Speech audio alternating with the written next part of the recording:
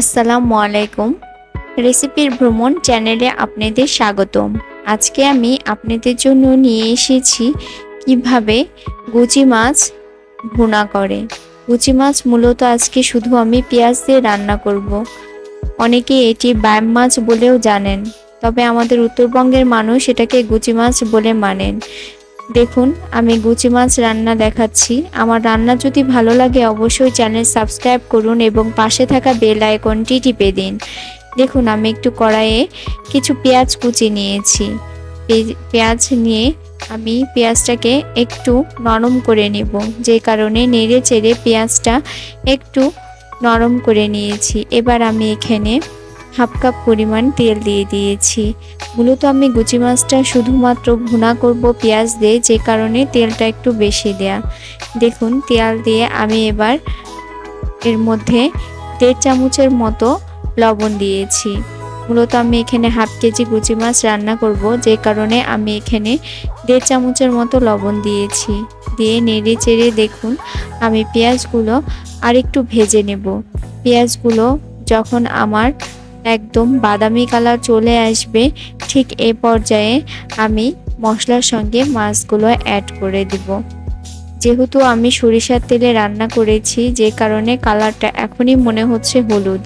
আসলে সরিষার তেল স্বাস্থ্যের জন্য অনেক উপকার। আপনারা সয়াবিন তেল না খেয়ে সরিষার তেলে এভাবে রান্না করে দেখতে পারেন। এতে ফ্যাটি লিভারও কম হয়। দেখুন, আমি এবার এখানে আদা রসুন জিরা যে পেস্ট করে রেখেছিলাম, সে আদা রসুন জিরা এখানে অ্যাড করে দিলাম। আদা রসুন জিরা অ্যাড করার পরে আমি নেড়ে চেড়ে মশলাটা কষিয়ে নিচ্ছি।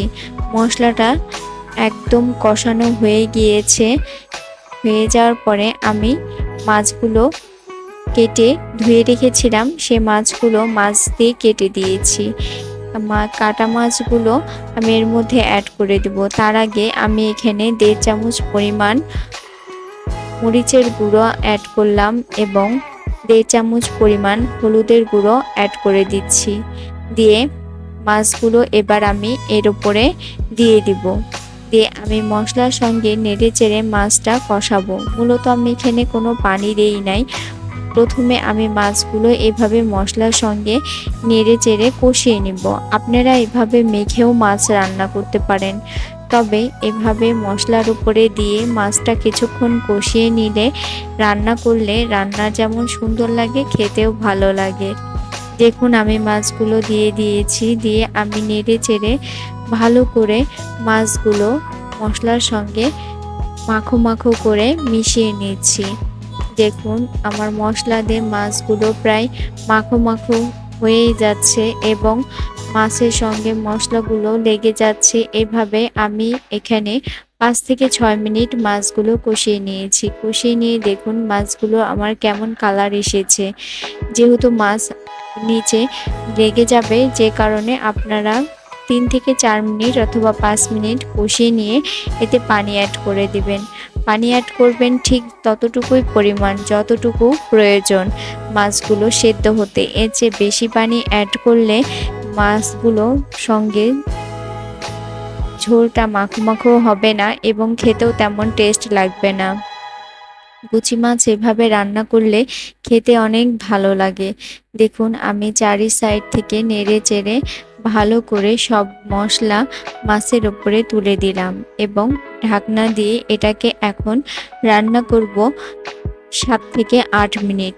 7-8 মিনিটের মধ্যে আমার মাছটা দেখবেন একদম সেদ্ধ হয়ে এসেছে। মাছটা যখন সেদ্ধ হয়ে আসবে তখন নেড়ে চেড়ে চারি সাইড থেকে আরেকটু করে মশলা এবং ঝোলগুলো সব একসঙ্গে করে দিতে হবে এবং মাছটা হালকা করে নেড়ে দিব, যাতে নিচের মাছগুলো উপরে উঠে আসে এবং উপরে মাছগুলো নিচে নেমে যায় এবং ভালো করে মাছগুলো হয়ে যায়। মাছগুলো যখন ভালো করে হয়ে যাবে, ঠিক এই পর্যায়ে আমি ঢাকনাটা খুলে ফেলবো।